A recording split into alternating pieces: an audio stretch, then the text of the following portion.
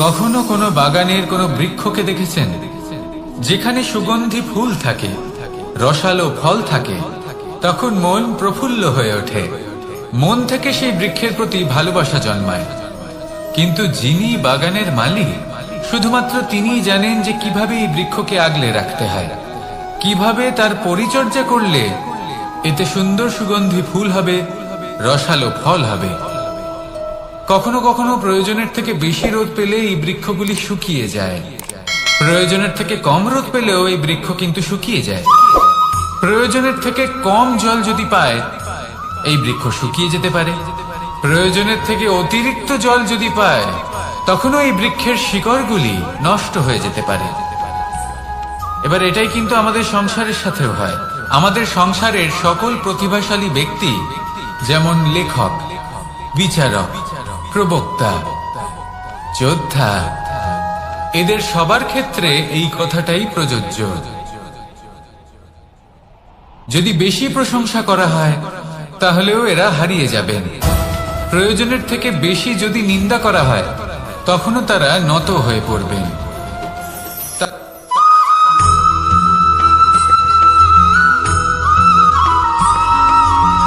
পঞ্চতত্ত্বের মধ্যে দ্বিতীয় তত্ত্ব হল ধরণী, ভূমি, যাকে আমরা ধরণী মাতা বলি।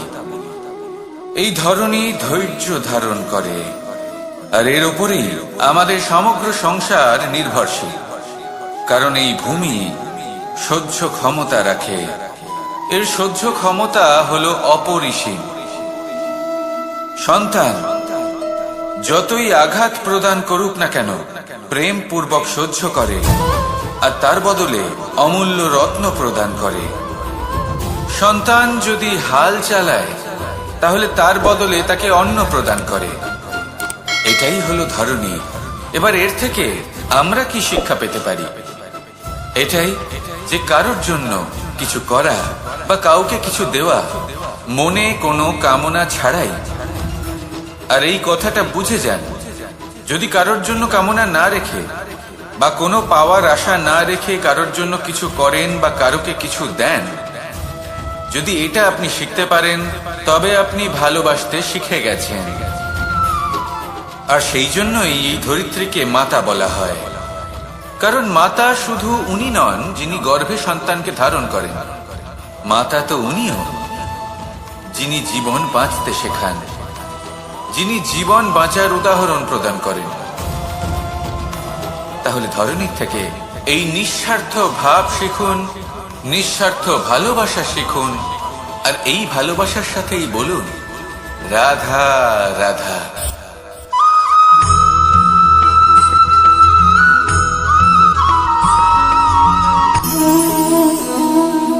নিয়তি। রাধা আমাকে বলে, কৃষ্ণ, যদি তুমি জানো যে নিয়তিতে কি আছে, তাহলে তাকে বদলে দাও না কেন? মহাদেব আমাকে বলেন যে শ্রীকৃষ্ণ, যদি আপনি এটা জানেন যে সাম্বের নিয়তি এটাই, তাহলে আপনি তাকে বদলানোর চেষ্টা কেন করেন? কেন? কারণ আমি একজন পিতা, আর পিতার কর্তব্য এটাই, তিনি যেন সম্ভাব্য সব চেষ্টা করেন নিজের সন্তানের মঙ্গলের জন্য। নিয়তি আমি জানি, কিন্তু এটাও আমি জানি যে কর্মের থেকে বড় আর কোনো নিয়তি হতে পারে না। অভিজ্ঞতাও রয়েছে যে কর্মের হাতে নিয়তির এই চক্র বদলে যেতে পারে। তাই জীবনে যদি আপনার কখনো এমন মনে হয় যে এটা তো অসম্ভব, তখনও চেষ্টা করা কখনোই ছাড়বেন না। কে বলতে পারে আপনারই কর্মের কোনো এক বীজ হয়তো নিয়তির চাকায় আটকে গেল, আর নিয়তিকে নিজের পথ পাল্টাতে হল, ঠিক কিনা? সেই জন্য নিয়তিকে ভাগ্য মেনে নিয়ে চুপ করে বসে থাকবেন না। নিজের নিয়তি স্বয়ং নিজের কর্মের দ্বারা নির্ধারিত করুন, কারণ আপনার এই কর্মের ওপরেই আপনার অধিকার রয়েছে। আর এই অধিকারকে নিয়তি অনেক সময় সম্মানও করে। তাহলে আসুন আর আমার সাথে ভালোবেসে বলুন রাধা রাধা।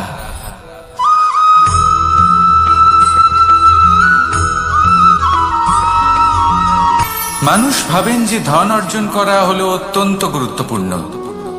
তিনি আজীবন ধন অর্জন করতে থাকেন, ধন অর্জন করার চেষ্টা করতে থাকেন, সে যাই হয়ে যাক না কেন পরিশ্রম করতে থাকেন। স্বাস্থ্যের দিকে নজর দেন না, না উচিত সময় খাবার খান, না উচিত সময় ঘুমোতে যান, না পর্যাপ্ত সময় পর্যন্ত ঘুমন, কিছুই না। ধন অর্জন করতেই থাকেন, আর কিছু সময় পরে যখন তিনি অসংখ্য ধন লাভ করে ফেলেন, তখন তার সাথে ওনার শরীরে অনেক রোগ বাসা বাঁধে। এইসব রোগের উপচার করতে করতে সেই সমস্ত ধন যা উনি অর্জন করেছেন তা তিনি ব্যয় করে ফেলেন। শেষ পর্যন্ত কি হয়? আমরা যেভাবে এসেছি ঠিক সেইভাবেই ফিরে যাই, ধন এখানেই থেকে যায়।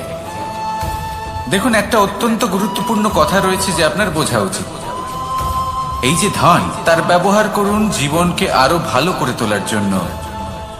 ধনের সদ্ব্যবহার করা উচিত, এমন যেন না হয় এই ধন আপনাকে ভোগ করে ফেলে। এই জীবনকে নিশ্চিত রূপে আরো শ্রেষ্ঠ করে তুলুন, কিন্তু এই ধন অর্জন করার এই প্রক্রিয়াতে নিজের সারা জীবনকে নষ্ট করে ফেলবেন না। এই জীবন উপভোগ করতে শিখুন, আর আমার সাথে ভালোবেসে বলুন, রাধা রাধা।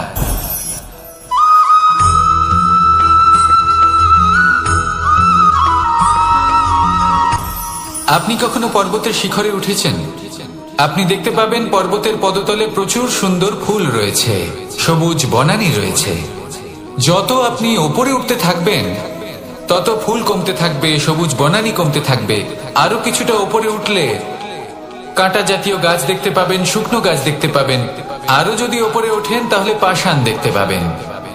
আরো উপরে উঠলে হিমখণ্ড দেখতে পাবেন। এই যে পর্বত, তা মনুষ্য জীবনের সব থেকে উত্তম উদাহরণ।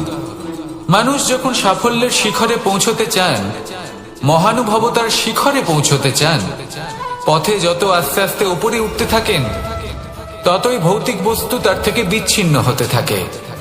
যদি তিনি সেই ভৌতিক বস্তুগুলি ত্যাগ না করতে পারেন তাহলে কখনোই সেই স্থানে পৌঁছতে পারবেন না। আর মানুষ যদি উচিত ত্যাগ করতে পারেন, পথে অগ্রসর হতে থাকেন, এগোতে থাকেন, তাহলে একদিন না একদিন তিনি মহানুভবতার, জ্ঞানের, সাফল্যের হিমের স্বাদ অবশ্যই লাভ করবেন। মনে রাখবেন, মানব জীবনে ত্যাগ হলো অত্যন্ত গুরুত্বপূর্ণ অংশ।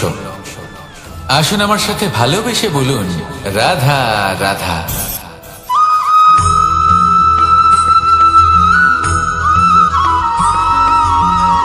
কেউ বলে জীবন খুব ক্ষণস্থায়ী, কেউ বলে জীবন হলো একটা সুন্দর স্বপ্নের মতো, আবার কেউ বলবে জীবন হলো এক কঠোর সত্য। কিন্তু জীবন আসলে কি? জীবন হলো আপনারই প্রতিবিম্ব, একটা দর্পণ। অর্থাৎ আপনি জীবনকে সেইভাবেই পাবেন যেরকম আপনি নিজেকে প্রতিপন্ন করবেন। যদি আপনি দর্পণের দিকে তাকিয়ে হাসেন তাহলে আপনি সামনে হাসি মুখী দেখতে পাবেন। এবার যদি আপনি গম্ভীর হয়ে থাকেন তাহলে আপনি একজন রুষ্ট ব্যক্তি দেখতে পাবেন। শেষে সব থেকে বেশি গুরুত্বপূর্ণ হলো আপনার চেষ্টা। আপনাকে সবসময় চেষ্টা করতে হবে যাতে আপনি নিজেকে প্রসন্ন এবং ইতিবাচক মনোভাবে রাখেন। এটা হলো আপনারই উত্তরদায়িত্ব, তাকে পালন করুন। এই মনকে প্রসন্ন রাখুন, এই সংসারকে সুন্দর বলে মনে হবে। আর এই মন প্রসন্ন হয়ে বলবে, রাধা রাধা।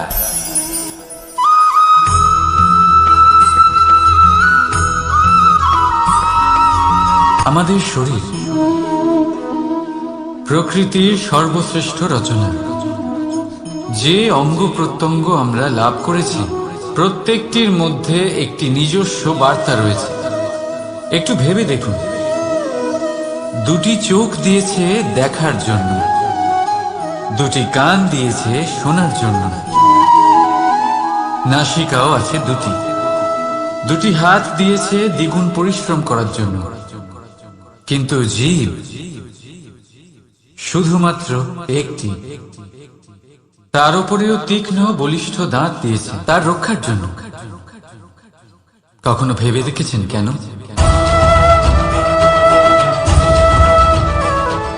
কারণ শব্দ আর শব্দের প্রয়োগ মানুষের সবচেয়ে বড় অস্ত্র, যার প্রয়োগ যত ভেবে চিন্তে করা যায় মানুষ তার জীবনে ততটাই উপরে উঠতে পারে। তাহলে মনে রাখুন, দেখুন, শুনুন আর বুঝুন বেশি, বলুন কম। রাধা রাধা।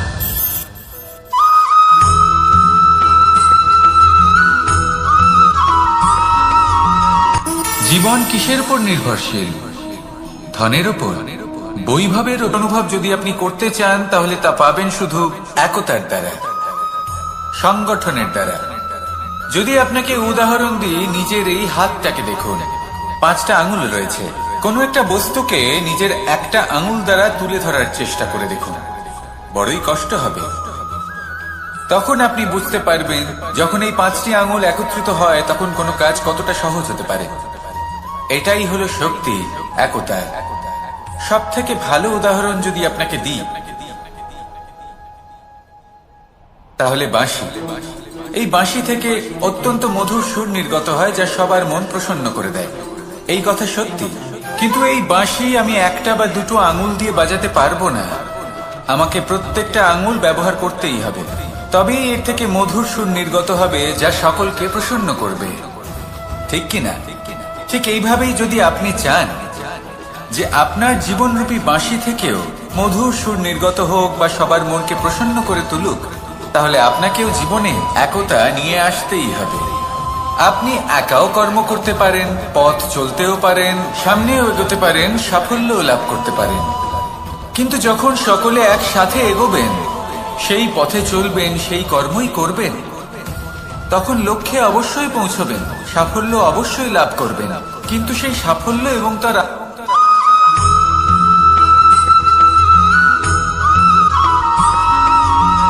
এই সংসারে সব থেকে বেশি কোমল বস্তু হলো রেশম।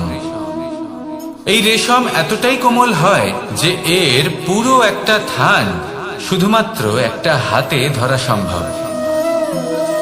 কখনো ভেবে দেখেছেন এই রেশম কিভাবে হয়? একটি কীট তার লালার দ্বারা উৎপন্ন হয়। এই কীট সেই রেশমকে পাক দিতে থাকে, পাক দিতেই থাকে, আর আস্তে আস্তে তার মধ্যেই জড়িয়ে পড়ে। শেষে ওর এই সুন্দর অমূল্য সৃষ্টি রেশমের এই সুতো, তার নির্মাণ কার্য পূর্ণ হয়, কিন্তু তাতেই ও নিজে বন্দী হয়ে যায়। নিজেরই মায়াজালের এই বন্দী গৃহে নিজেই ফেঁসে যায়। এবার এই সুতোকে ব্যবহারযোগ্য করে তোলার জন্য এই কীটগুলিকে এই কবচের সাথেই ফুটন্ত জলে ফেলে দেওয়া হয়। এই সংসারে যদি আমাদের স্বপ্ন এই সংসারের দুঃখ হরণ করার জন্য, এই সংসারে সুখ বিতরণ করার জন্য হয়, তবেই আমাদের প্রগতি সম্ভব। যদি আমাদের এই স্বপ্ন শুধুই আমাদের এবং আমাদের স্বার্থ সিদ্ধির জন্য হয়, তাহলে এই স্বপ্ন আমাদের অন্ধ করে দেবে, আমাদের অন্ধকারের পথে নিয়ে যাবে, আর আমরাও সেই কীটের মতো হয়ে যাব। নিজেদেরই মায়াজালে আমরা নিজেই ফেঁসে যাব, আর শেষে আমরা যদি কিছু লাভ করি তা হবে একাকিত্ব, অন্ধকারময় মৃত্যু। তাই স্বপ্ন অবশ্যই দেখুন, কিন্তু এমন ভাবে স্বপ্ন দেখবেন না যে তার এই বন্দিগৃহে আপনি নিজেই ফেঁসে গেলেন। স্বপ্ন দেখুন পরোপকারে।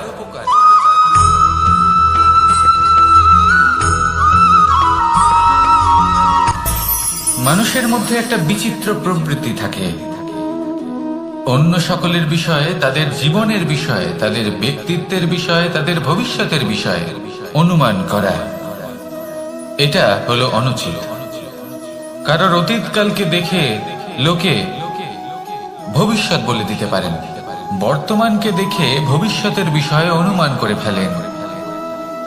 উদাহরণ দিতে হলে বলবো, কোনো দাসকে দেখুন, ওকে দেখে লোকে বলে যে ওর ভবিষ্যৎ সেটাই হতে পারে, অনুমান করে ফেলেন। আর এই রাজাকে দেখুন, উনি তো কত সুখী হবেন, উনি তো জগতের সব থেকে অধিক সুখী মানুষ, কত সুখ সুবিধা আছে ওনার কাছে, ধারণা করে ফেলেন। তবে সত্য তো এটাই যে কারোর ব্যক্তিত্বের বিষয়ে, তাদের ভবিষ্যতের বিষয়ে আপনি পূর্ণ সত্য কখনোই বলতে পারবেন না, শুধু অনুমান করতে পারবেন। আর এই অনুমান করে সত্যি কোনো লাভ হয় না, কারণ এই কাল সেটা হলো অত্যন্ত শক্তিশালী। কালো থেকে কালোতর কয়লাকেও হিরেতে পরিণত করতে পারে, অনেক বড় বড় রাজাকেও বিদূষক বানিয়ে ফেলতে পারে এক মুহূর্তেই। তাহলে আপনি অনুমান করে কি লাভ? কি পেলেন অনুমান করে?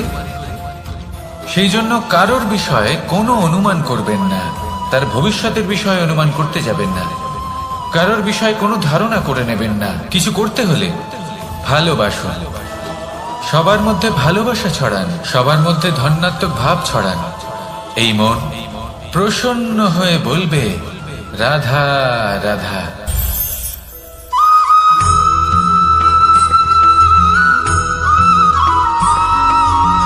পঞ্চতত্ত্বের মধ্যে দ্বিতীয় তত্ত্ব হল ধরণী, ভূমি, যাকে আমরা ধরণী মাতা বলি।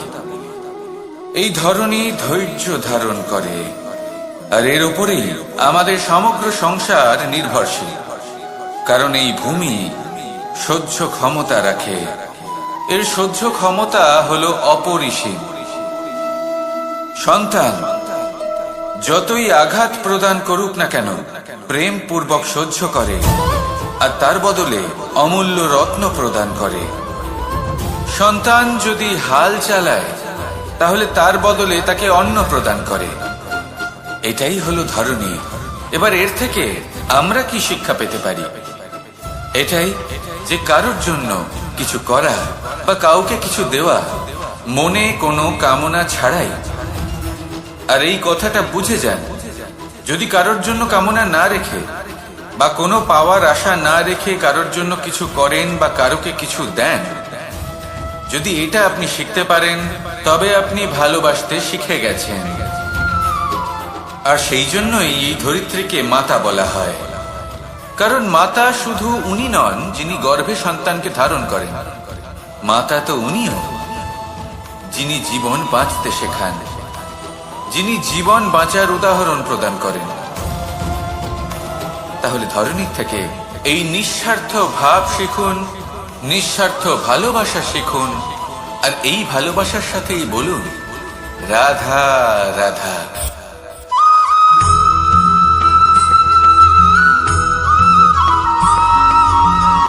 সংসারে আমাদের জীবনে যখন কোনো সুখ বা দুঃখ আসে, তার জন্য আমরা কাউকে না কাউকে অবশ্যই দায়ী করে থাকি, তাই না? এই ব্যক্তি আমাদের সাথে এরকম কাজ করেছেন, তাই আমার সাথে এমন হলো। ওই ব্যক্তি যদি এমনটা না করতেন, তাহলে আজ আমি ওই স্থানে পৌঁছতে পারতাম। সবই আপনার দৃষ্টিভঙ্গির ওপর নির্ভরশীল। আর যদি আপনার দৃষ্টিভঙ্গি এমন হয়, তাহলে তা অনুচিত। সত্যি কথা বলতে এই সংসারে ভিন্ন ভিন্ন ধরনের মানুষ আছে। এটা আপনার উপর নির্ভর করছে কিভাবে তাদের স্বাগত জানাবেন। একবার ভাবুন, আমি আমার দুটো হাত সামনে নিয়ে এলাম, দুটো মুঠো খুলে দিলাম। দুই প্রকারের মানুষ আসবেন, কিছু না কিছু দিয়ে যাবেন। এই মুঠো যদি আমি বন্ধ করে দিই, তাহলে না কেউ আমাকে কিছু দিতে পারবে, না আমার কিছু যাবে আসবে। নিশ্চয়ই বুঝতে পারছেন এই দুই ধরনের ব্যক্তি কারা এবং তারা কি দিয়ে যান। আমি যদি নিজের মুঠো খুলে দিই, তাহলে কিছু ভালো মানুষ আসবেন, আমাকে আনন্দ, সন্তুষ্টি, জ্ঞান প্রদান করে যাবেন, ভালো অভিজ্ঞতা দিয়ে যাবেন। কোনো খারাপ ব্যক্তি যদি আসেন, তাহলে তিনিও খারাপ অভিজ্ঞতা দেবেন, যার থেকে আমি শিক্ষা লাভ করব। এই সব কিছু আমি লাভ করতে পারি। মুঠো যদি বন্ধ করে রাখি, তাহলে আমি কিছুই পাবো না। দেখুন, এই সংসারে প্রত্যেকের জীবনে এইরকম। প্রত্যেকের জীবনে সবকিছুই আছে, ভালো খারাপ দুই মানুষই আছে, ভালো অভিজ্ঞতা আছে, খারাপ অভিজ্ঞতা আছে। নির্ভর করছে আপনার উপর যে আপনি কি করবেন, এনাদের স্বাগত কিভাবে জানাবেন, কার থেকে কি বুঝবেন, কি শিখতে পারবেন, আর কোন দৃষ্টিভঙ্গি নিয়ে অগ্রসর হবেন। এটাই নির্ধারণ করবে যে আপনার জীবন কেমন হবে। আসুন আমার সাথে ভালোবেসে বলুন রাধা রাধা।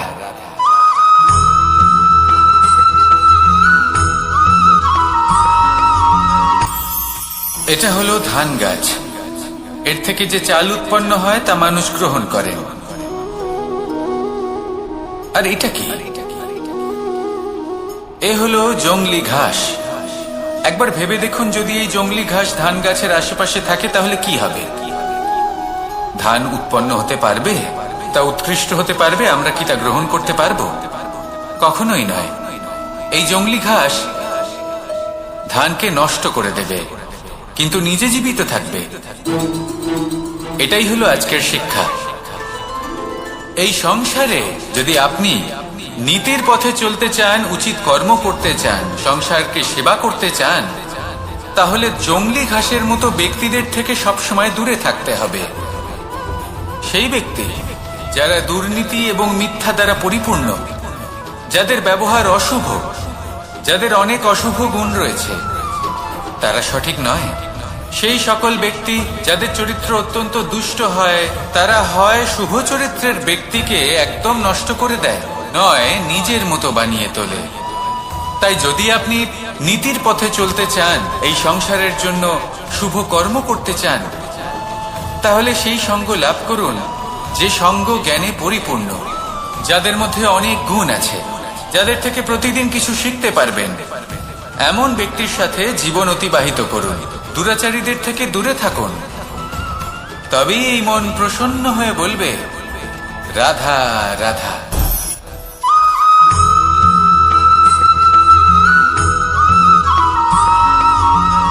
মানুষের মানসিকতা এমন হয় যে সে যতটা করে আশা করে যে তার থেকে অনেক বেশি তার বদলে সে পাবে।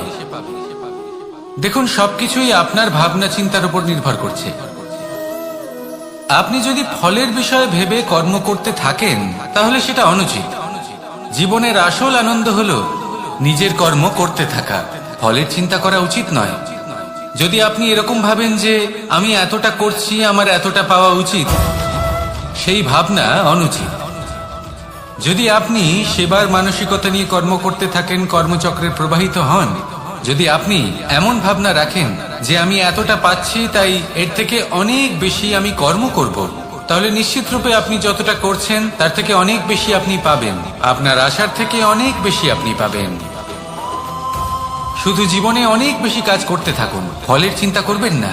আর মনে রাখবেন, এই ভাবনাই সব থেকে বড় বীজ। কর্মের উপর বিশ্বাস রাখুন। জীবনে যা যা আপনি চান সবই সুখময় হবে। আসুন আর আমার সাথে ভালোবেসে বলুন, রাধা রাধা।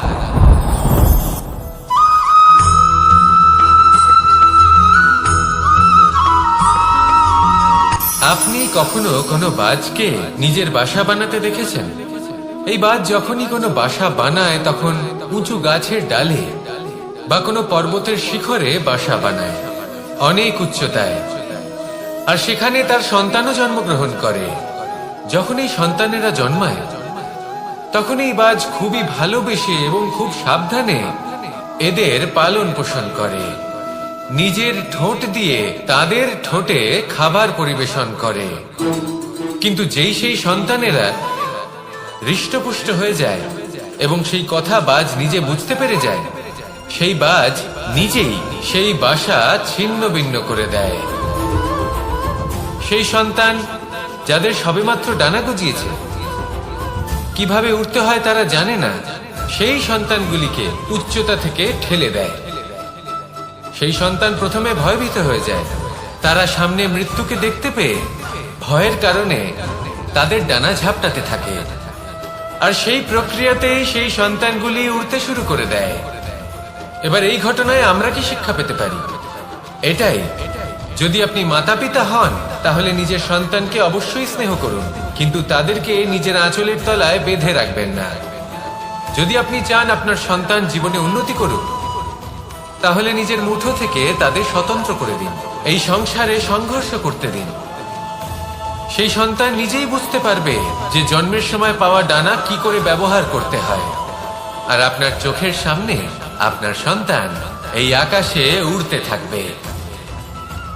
তাহলে আসুন আমার সাথে ভালোবেসে বলুন, রাধা রাধা।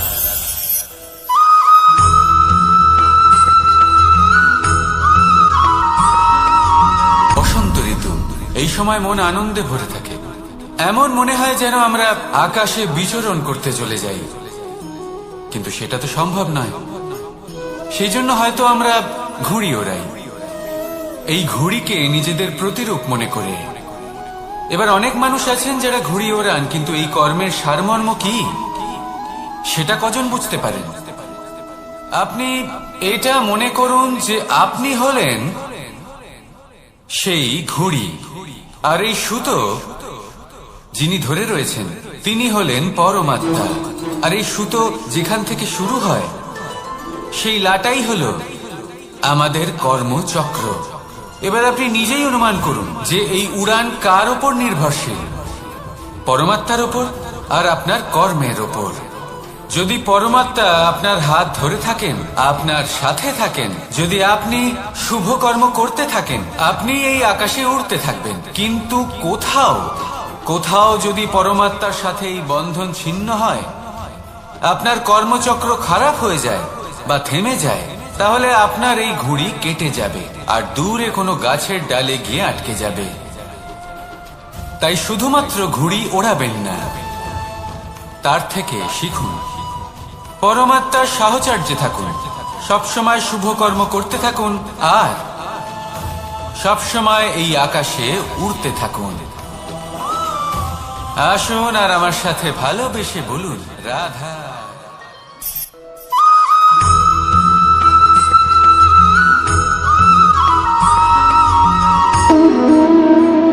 সম্পর্ক হলো আমাদের জীবনের একটি আধার।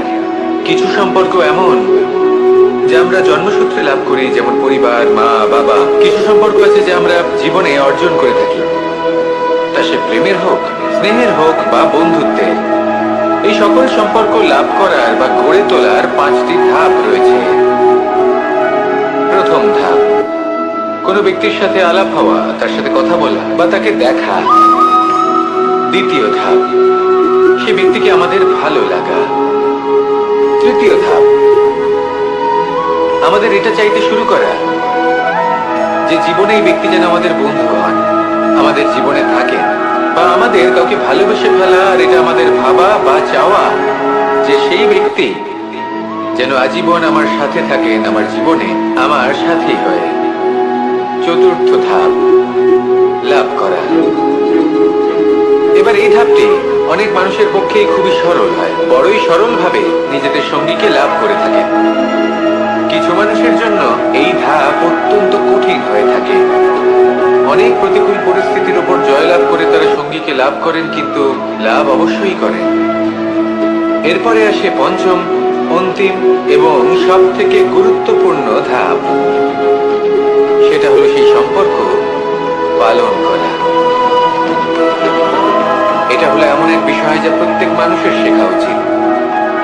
যদি ব্যক্তি নিজের জীবনে সম্পর্ক রক্ষা করতে শিখে যান, তবে প্রত্যেক সম্পর্ক তার জীবনকে স্বর্গ করে তুলবে। আসুন আর আমার সাথে ভালোবেসে বলুন, রাধা রাধা।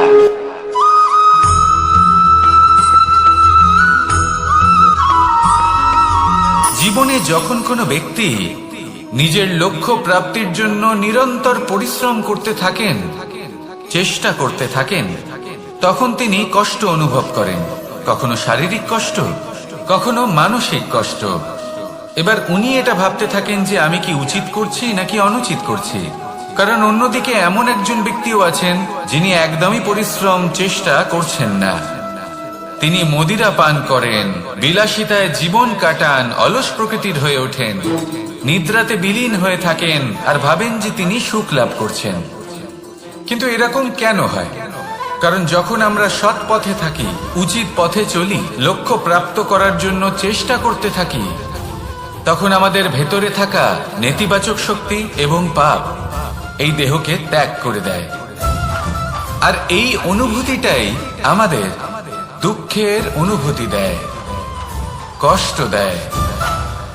এবার সেখানে যদি আমরা কুপথে চলি, অনুচিত পথে চলতে থাকি, তাহলে আমাদের ভেতরে থাকা পুণ্য এবং ধনাত্মক শক্তি আমাদের দেহ ত্যাগ করে দেয়। আর এই অনুভূতির কারণেই আমরা সুখ অনুভব করি।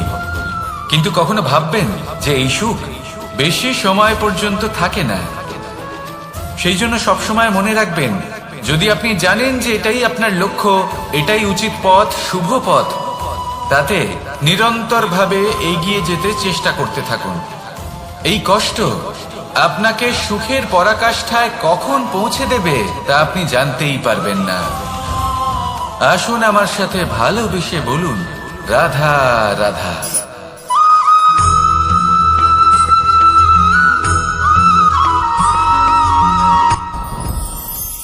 সাথী। সাথী এই শব্দটির ব্যাখ্যা কে কিভাবে করে? মিত্র, সখা, বন্ধু। কিন্তু অর্থ একটাই, তিনি যিনি আপনার সঙ্গী হন আর তিনি যার সাথী আপনি হন। এবার সব থেকে বড় প্রশ্ন হলো এটাই যে তিনি কে হতে পারেন যাকে আপনি আপনার সাথী বলে মেনে নিতে পারেন, নিজের সখা, নিজের মিত্র, নিজের বন্ধু মেনে নিতে পারেন। আপনার সাথী হলেন তিনি যিনি দুঃখের সময় আপনার পাশে থাকবেন, আপনার হাত ধরে থাকবেন। আপনার সাথী হলেন তিনি যার হাত আপনি নিজের সুখের দিনে ধরে থাকবেন। সেই সাথীরই হাত ধরুন যিনি দুঃখে সবসময় আপনাকে সাহায্য করার জন্য তৎপর হয়ে থাকেন, আপনার পাশে থাকেন, আর যাকে সুখের দিনে আপনি আপনার সাথে রাখতে পারেন। আর যখন আপনার সাথে আপনার এই সাথী থাকবে তখন আপনি এটা বুঝবেন যে যখন জীবনে দুঃখ আসে তখন এই দুঃখ কমে যায়, সবার মধ্যে ভাগ হয়ে যায়। আর যদি তখন সুখ আসে তাহলে সেটা সবার উপস্থিতিতে আরো বেড়ে যায়।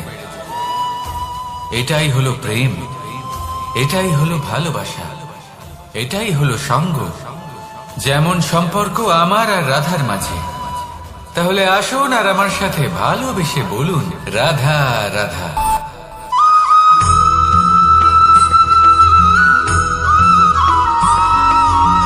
পঞ্চতত্ত্বের মধ্যে দ্বিতীয় তত্ত্ব হল ধরণী, ভূমি, যাকে আমরা ধরণী মাতা বলি। এই ধরণী ধৈর্য ধারণ করে, আর এর উপরেই আমাদের সমগ্র সংসার নির্ভরশীল। কারণ এই ভূমি সহ্য ক্ষমতা রাখে, এর সহ্য ক্ষমতা হলো অপরিসীম। সন্তান যতই আঘাত প্রদান করুক না কেন প্রেম পূর্বক সহ্য করে, আর তার বদলে অমূল্য রত্ন প্রদান করে। সন্তান যদি হাল চালায় তাহলে তার বদলে তাকে অন্ন প্রদান করে। এটাই হলো ধরণী। এবার এর থেকে আমরা কি শিক্ষা পেতে পারি? এটাই যে কারোর জন্য কিছু করা বা কাউকে কিছু দেওয়া মনে কোনো কামনা ছাড়াই। আর এই কথাটা বুঝে যান, যদি কারোর জন্য কামনা না রেখে বা কোনো পাওয়ার আশা না রেখে কারোর জন্য কিছু করেন বা কারোকে কিছু দেন, যদি এটা আপনি শিখতে পারেন তবে আপনি ভালোবাসতে শিখে গেছেন। আর সেই জন্যই এই ধরিত্রীকে মাতা বলা হয়। কারণ মাতা শুধু উনি নন যিনি গর্ভে সন্তানকে ধারণ করেন, মাতা তো উনিও যিনি জীবন বাঁচতে শেখান, যিনি জীবন বাঁচার উদাহরণ প্রদান করেন। তাহলে ধরণীর থেকে এই নিঃস্বার্থ ভাব শিখুন, নিঃস্বার্থ ভালোবাসা শিখুন, আর এই ভালোবাসার সাথেই বলুন, রাধা রাধা।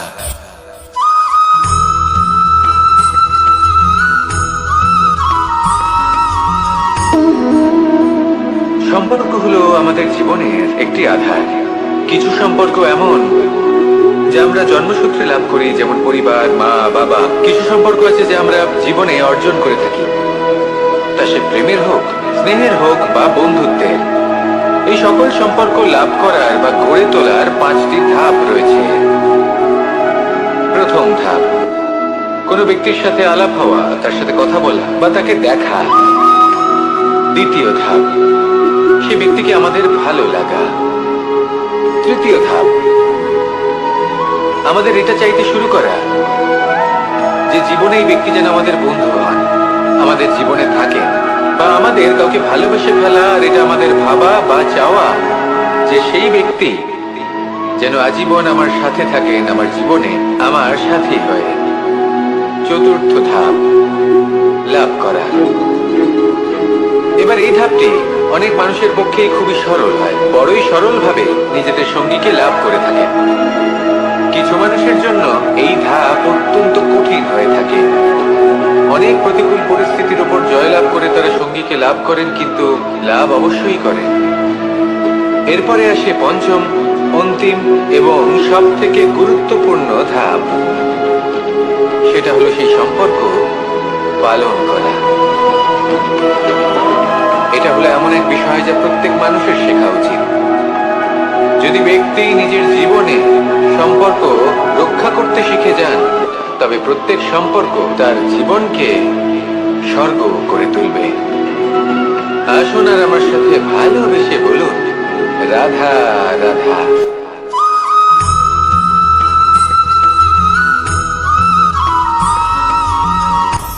আপনি কখনো পর্বতের শিখরে উঠেছেন? আপনি দেখতে পাবেন পর্বতের পদতলে প্রচুর সুন্দর ফুল রয়েছে, সবুজ বনানী রয়েছে। যত আপনি উপরে উঠতে থাকবেন তত ফুল কমতে থাকবে, সবুজ বনানী কমতে থাকবে। আরো কিছুটা উপরে উঠলে কাঁটা জাতীয় গাছ দেখতে পাবেন, শুকনো গাছ দেখতে পাবেন। আরো যদি উপরে ওঠেন তাহলে পাষাণ দেখতে পাবেন। আরো উপরে উঠলে হিমখণ্ড দেখতে পাবেন। এই যে পর্বত, তা মনুষ্য জীবনের সব থেকে উত্তম উদাহরণ। মানুষ যখন সাফল্যের শিখরে পৌঁছতে চান, মহানুভবতার শিখরে পৌঁছতে চান, পথে যত আস্তে আস্তে উপরে উঠতে থাকেন, ততই ভৌতিক বস্তু তার থেকে বিচ্ছিন্ন হতে থাকে। যদি তিনি সেই ভৌতিক বস্তুগুলি ত্যাগ না করতে পারেন, তাহলে কখনোই সেই স্থানে পৌঁছতে পারবেন না। আর মানুষ যদি উচিত ত্যাগ করতে পারেন, পথে অগ্রসর হতে থাকেন, এগোতে থাকেন, তাহলে একদিন না একদিন তিনি মহানুভবতার, জ্ঞানের, সাফল্যের হিমের স্বাদ অবশ্যই লাভ করবেন। মনে রাখবেন, মানব জীবনে ত্যাগ হলো অত্যন্ত গুরুত্বপূর্ণ অংশ। আসুন আমার সাথে ভালোবেসে বলুন, রাধা রাধা।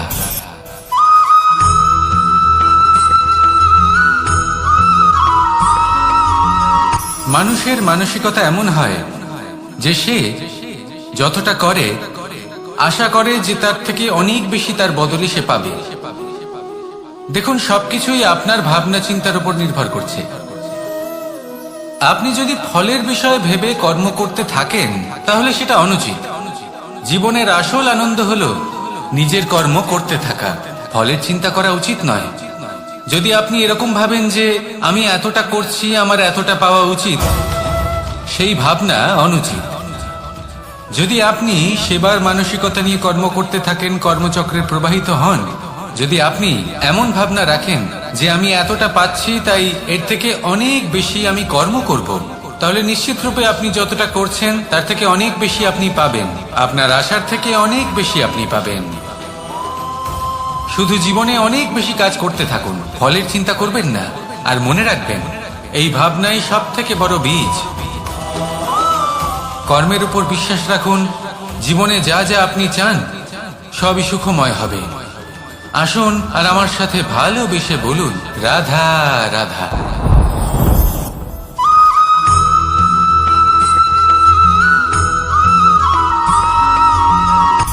সূচের শেষে একটি ছিদ্র থাকে, যার দ্বারা আমরা এই সুতো পরাতে পারি। আর তারপর সূচের সাহায্যে এই সুতো দিয়ে বস্ত্র সেলাই করা যায়। কিন্তু যদি সুতোটা সোজা করে ধরা না হয়, তাহলে সূচে কখনো এই সুতো পরানোই সম্ভব নয়। যদি এতে কোনো গিঁট পড়ে, তখন তা কখনোই এই ছিদ্র দ্বারা প্রবেশ করা সম্ভব নয়। ঠিক এইভাবেই যদি আপনি কারোর জীবনে প্রবেশ করতে চান, কারোর অন্তরে প্রবেশ করতে চান, তাহলে আপনাকেও সহজ থাকতে হবে। এতে কোনো গিঁট থাকলে চলবে না, অর্থাৎ মনে যাতে কোনো মালিন্য না থাকে, যেন কোনো কুচিন্তা না থাকে। যদি এসব থাকে, তাহলে আপনি কখনো কারোর জীবনে প্রবেশ করতে পারবেন না। আর যদি কোনোভাবে আপনি প্রবেশ করেও যান, তাহলে তার মনে ঘর করতে পারবেন না। নিজেকে এই সুতোর মতন করে তুলুন, সহজ। মনে যেন কোনো কুচিন্তা না থাকে, সবার প্রতি যেন সদ্ভাবনা থাকে, শুভ চিন্তা থাকে। এমনটা করতে থাকুন। এমন একটা দিন আসবে যেদিন এই সমস্ত সংসারের ব্যক্তির মনে আপনি বাস করবেন। আর তখন এই মন প্রসন্ন হয়ে বলবে, রাধা রাধা।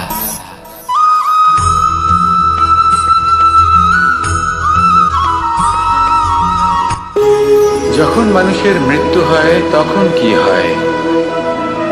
অনেক সংখ্যক মানুষ শোক পালন করতে চলে আসেন। যে ব্যক্তি মৃত্যু লাভ করেছেন, তার অনেক বস্তু থাকে যেগুলো তার প্রিয়, যেগুলো তিনি ব্যবহার করেছেন। তার শয্যা, তার বস্ত্র, তার আভূষণ, সবকিছু তার থেকে বিচ্ছিন্ন করা হয় এবং খালি হাতে তাকে শ্মশানের উদ্দেশ্যে রওনা করা হয়। আমি আপনাকে এই প্রশ্ন করতে চাই, আপনি এই সংসারে কি অর্জন করেছেন?